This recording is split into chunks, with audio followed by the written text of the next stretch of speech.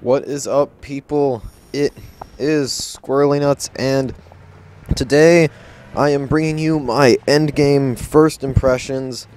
I wanted to get this out yesterday, but my computer decided it had to be retarded, and it kept freezing on me, so I'd wait until now. And, I got to actually meet one of my subscribers yesterday, Farsal Pace. He was pretty cool, even though I only talked to him for like 2 minutes or something. But I'm sorry that I didn't get the open lobby notice out earlier. I would have liked to meet all of you, but if you ever just want to play with me, just send me a friend request. Tell me you're a subscriber. Message me on YouTube saying this is my gamer tag. I'm a subscriber, and I'll add you. But what you're watching is me playing Capture the Flag on Endgame. I played it for roughly an hour and a half yesterday. I played some air superiority, but I suck wiener with jets, so you're not gonna want to watch that. I was just kind of like flying in a circle, trying to shoot people with heat seekers. It's just kind of boring, which is kind of what everyone does in air superiority. I'm not a fan of it, but Capture the Flag is more fun than I thought it would be. It's definitely one of the better modes they've added. Tank superiority was and it could be fun. Gunmaster was garbage. And then the other ones have just been like additions of Conquest and stuff, so they don't really count. But Capture the Flag is a solid game mode. I know people on PC have been kind of annoyed at people camping in these 64-man servers, but on console, it actually played pretty well. And the dirt bikes, let me just talk about them a little bit. They're actually a lot more fun than I thought they would be. I thought they were just going to be like the ATVs or the DPVs or whatever, just little things that you got on. You drove around to get from place to place. But they actually turned out to be a little bit more than that, in my opinion. Like, they actually spent more time on them. Like, you can do wheelies, you can drift, although it's extremely unrealistic, and oh my god, it's not actually like riding a bike. Well, yeah, it's still a game, but they're actually more fun because you can go off jumps, you can do wheelies, like I already said. And I think I had a clip in here of me drifting. It was kind of cool. But I've got a pretty cool dirt bike clip coming up towards the end of the video.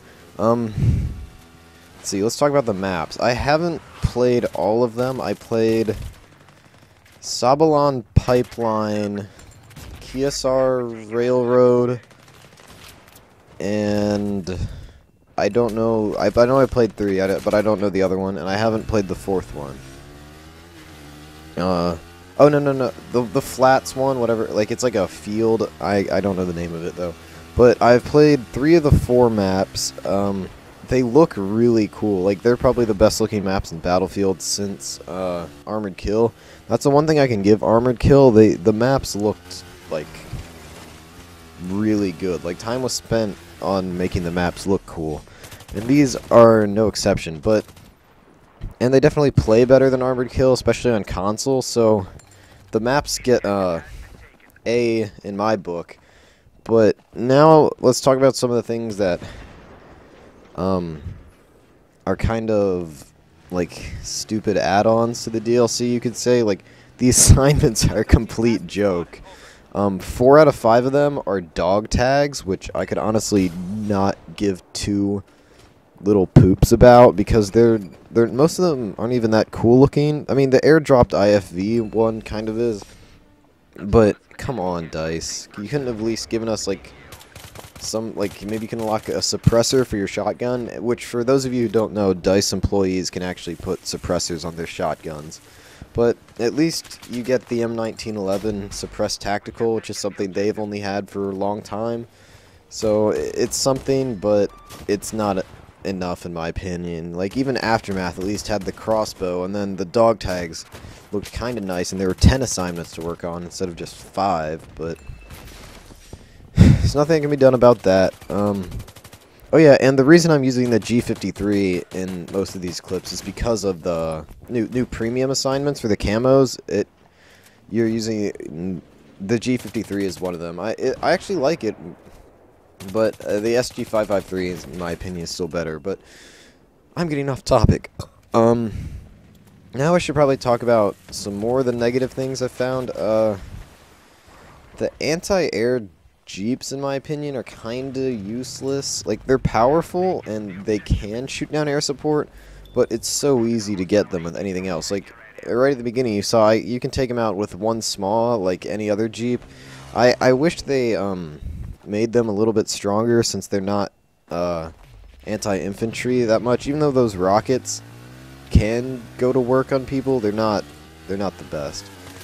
I haven't used the drop ship yet, so I can't really comment on it, saying whether it's like the AC-130 where it's OP, which I really don't think it is, because it doesn't shoot anything. It just flies in a circle, dropping people out of it. But I haven't gotten to use that yet, so I don't know what it's like. I've gone over air superiority, all that other stuff. Now I should probably talk about, like, Battlefield as a whole and whether this was the best way to send it off. I'm honestly kind of disappointed with Endgame.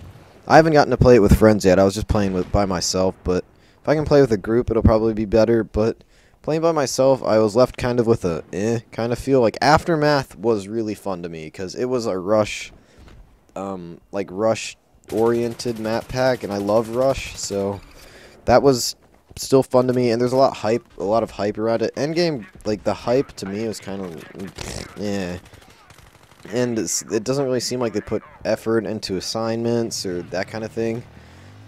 Although the maps are good and the new vehicles are actually pretty cool, it's just it overall to me it left kind of an feel when compared to Karkand. When that came out, that was just like explosion of Battlefield. You got 10 new guns, 4 maps, and some cool vehicles in one mode, even though it doesn't really count. But I'm not going to talk about all the DLCs right now. I will do a video probably a week later discussing all of Battlefield and all the DLCs and how it's done, just so I can get clips together. It's probably going to be a pretty long one, but it should be worth it. Endgame, overall, kind of it's fun, but there are definitely map packs that are better.